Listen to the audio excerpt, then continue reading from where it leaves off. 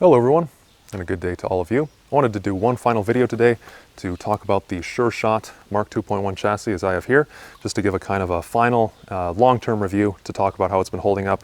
And I also wanted to just answer a bunch of the questions that I have been getting in comments over the months, because this is the third video I have on this. The first was an installation, the second was more of a proper review. So if you are interested in an actual review of this, then do check that out. And of course now I'm going to be doing this long-term review, just to answer all the questions here, because a lot of them were really good questions and I don't want them to be buried in comments.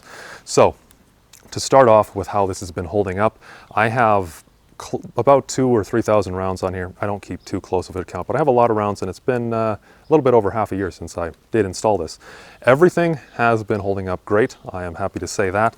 I haven't had anything loosen up.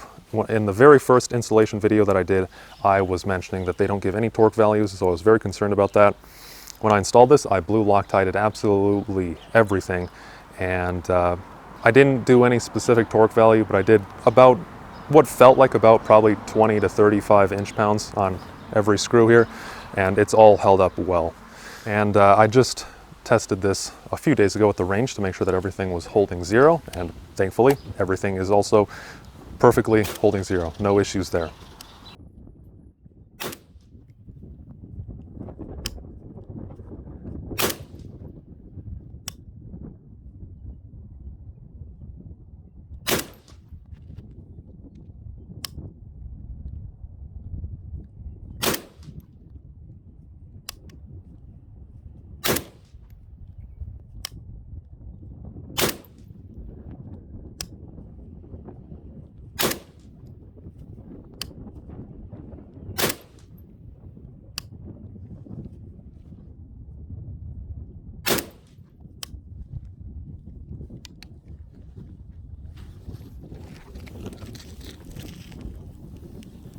So it's a very good sign when the main question of this video of how well has this been holding up over the months and over the thousands of rounds can be answered simply with it is good, and that is just full stop. There have been absolutely no issues. So what I did want to talk about now, I wanted to transition to answer some of those questions that have come up, and just some of the other stuff I've learned, and a few mistakes. Actually, there was one mistake I made regarding the weight in the original review video that I did on this. So let's go ahead and start on the gas tube. That's where a lot of these questions and the one issue with weight did come up. In my original video, in the original review video, not in the installation video, but the review, I did mention that this is a heavier setup than the Zeneco, and it is. Regardless, it is definitely still heavier. However, it's not as big of a difference as I had made in that video, because I had neglected to include the weight of the gas tube, because what you have to remember is on this Sureshot chassis, the gas tube is part of this chassis. It's something that you replace. Whereas on the Zeneco, when I was weighing that, I had neglected to include that.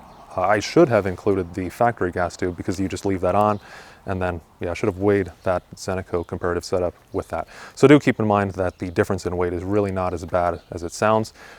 Again, that is comparing it to that specific setup. You still have like the Zeneco basis setup, which is actually very significantly more lightweight than the one that I compared it to, but it's not as bad as it sounds, but that is something to keep in mind. The other thing is, I had one question about the material of the gas tube. Now this is metal. The gas tube, I believe, is steel, but it's not polymer. There maybe was a rumor at one point around the internet that it was polymer, but no, it's solid steel. One issue with it, however, and this is actually why I was having issues, I believe that I mentioned in the original review video that I was having some trouble reassembling this. This is kind of tricky when you are cleaning it and then you put everything back together. So the reason that it is difficult is because that this gas tube, unlike your factory gas tube, where usually on most AKs it just clicks in right beneath your front sight block. In comparison to this one, the gas tube is just about this long right here, and it terminates somewhere around here. Point is that it is way shorter. So actually, it's pretty well illustrated. If you look right here in front of the front, or the, I believe I said front sight block earlier, I meant the rear sight block.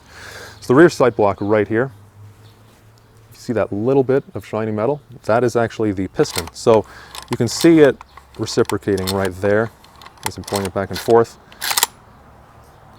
So that whole area is exposed.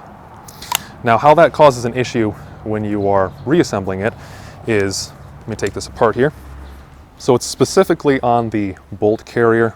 It gets caught around the front of the bolt carrier and around the piston area. So right here, bolt carrier, so you can see, is pretty easy to put in. There's a little bit of a trick to what I have found, which maybe will be helpful if you do decide to go with the same chassis setup. So I usually start this on this chassis by putting it either completely 180 upside down or just around a 90 degree. That just helps the bolt back here to fit into the receiver. So just starting it like that, and then you're going to need to kind of guide the piston head in, and then I start to turn it. And if you just try to put this in normally, just with the bolt down and everything, the piston head is going to get caught right around here on this rear sight block, or actually not on the rear sight block, but just in that area on the start of the gas tube. So what I've found that works really well to reassemble this is to put your fingers right here, put them into the area just below the overhang on the chassis where the optic can go. And as you're pushing the piston forward, push up like so, just with your fingers, and that helps it to start the piston head and the gas tube itself. It is tricky. As I said, it's kind of, you have to use, it's a little bit of a trick to it. Even then I didn't get it quite right here. There we go. Another similar question that had come up when talking about this shortened gas tube is whether that would allow for just an easy ingress point for dirt and debris that could potentially cause an issue and jam up the gun. I don't think that's really going to be an issue. It is a good question. It is a very good thing to think about, but you have other systems like with the HK 416 or 417, for example, that have just pretty much your entire operating system, because that's a short stroke gas piston, is just up here. And that is just all exposed underneath the handguard. And those don't really have an issue either. They can, but they generally don't. And since this is only that little part exposed, again, more than on a regular AK setup, but you just have this one ingress point here, you would need a very, I'm not sure what, you could, I guess, theoretically get some stuff stuck in there that could cause an issue, but by and large, this is just the piston and the top of the bolt carrier. So generally when this gets shot and then the gas comes up and it reciprocates, it's going to just push everything out unless you have an abnormally large sized rock that is just like the perfect shape. That's about the only thing I could think of. So if you do fall in gravel or something, which could happen, but it would be a very, very specific failure, and it'd be pretty hard to miss a rock or something like that getting jammed in there. And like I said, the vast majority of debris, if it did get in there, is going to just get blasted out when you do fire. So I do think that that is not going to be an issue. I think it's all good there. One other thing I wanted to talk about that I wasn't able to test in the original review because it was winter then, was the heat transfer and how well does this do with more sustained fire. It is the summer now when I'm recording this, and for the most part, this has been actually really good. I've been quite impressed. My point of concern was that the gas tube is connected to the chassis itself. It touches in a lot of areas, and when comparing that to the Zeneco, maybe under extreme strings of fire, which I don't really ever do, but you know, just mag dumping over and over and over, then the Zeneco would probably still do better. But I didn't actually really notice any issue. The most I've usually shot in a string is 2 or 3 mags, but even then I have several minutes. I'm not shooting the whole thing over and over and over with no breaks in between every shot. And with that sort of normal fire, it's fine. I really haven't noticed any issue with the gas tube and the upper handguard part kind of heating up. One part though that is weird, that I wasn't expecting would be an issue with the heat transfer, that actually is with the handguard retaining loop, specifically where the sling attaches, the sling swivel. So that is actually a point which originally, when I got this handguard, I liked that you could retain the handguard retaining plate. I think I said loop earlier. But where this causes an issue is that it is touching right here. So this chassis itself does touch ever so slightly, and it may not on every AK, but right here, left side, you can see there underneath I have a rail cover covering it. It does kind of stick out there. So I noticed that when I'm gripping this, after shooting a lot, everything feels nice and cool, except there's this one little tiny spot that just felt like it was stinging. And when I first noticed it, I thought I had like an insect bite because it was so localized. But it is in fact the sling loop right there. That is just kind of conducting a lot more heat than everything around it, which everything else is nice and cool, but that part in specific does get pretty hot. And since it does just barely stick out, you can feel it on your hand. So that is why I put this rail panel over it, this manta. I didn't, you can't bridge this because they do make the cut for the sling loop to come out, which is unfortunate. Ideally, I would want to bridge it with the rail guard because then it would prevent me from touching it pretty much entirely. But as it is, I just have the kind of the front part of this rail guard covering it, and it works well enough to prevent the heat from going all into my hand, but it still does get pretty hot, and if you're not careful with how you're touching it, you will feel it, and it's not the most pleasant thing to touch.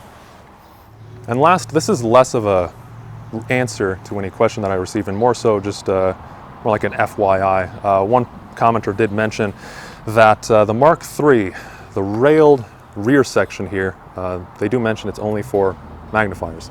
And that is because it actually apparently will not hold zero well enough for like an LPVO or a scope that you would want to mount there, which I didn't realize. For one, I didn't really ever look too closely at the Mark III. I was more interested in this Mark 2.1 always. So I read it. They do actually say it on both their European as well as on their US site. If you read it really carefully, they just have like one sentence mentioning, and I can put up exactly what they say, but apparently that rear section will not hold zero. So do keep that in mind if you were thinking about maybe getting the Mark III and putting a scope on there, that you probably are not going to have very good luck with that. And it does make sense when you think about it, because the rear section is pretty much just pressure fit in. From what I can tell, it just has a sort of a tongue that goes into just the front section here, just kind of like I have on the Mark 2.1. Good to know. Not something I really paid attention to before. So if you are interested in looking at the Mark III, do keep that in mind for how you want to set it up. But as far as this Mark 2.1 is concerned, everything has been great. The Cerakote coat also, everything's been holding up great. I don't have any wear, any scratches on it. So everything has been phenomenal. I can't really complain. It's been great. So really glad to say that there are no issues. Thank you all for watching, and let me know if you have any other questions on this or anything else in the comments below. Love to hear them. Take care, and I'll see you all in the next one.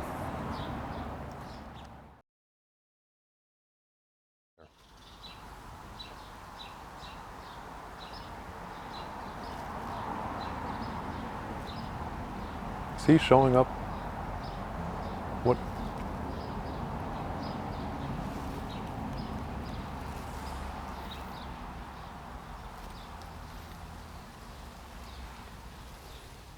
What the heck?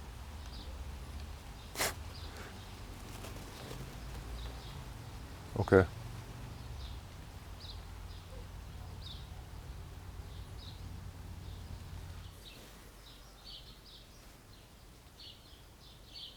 What is he doing?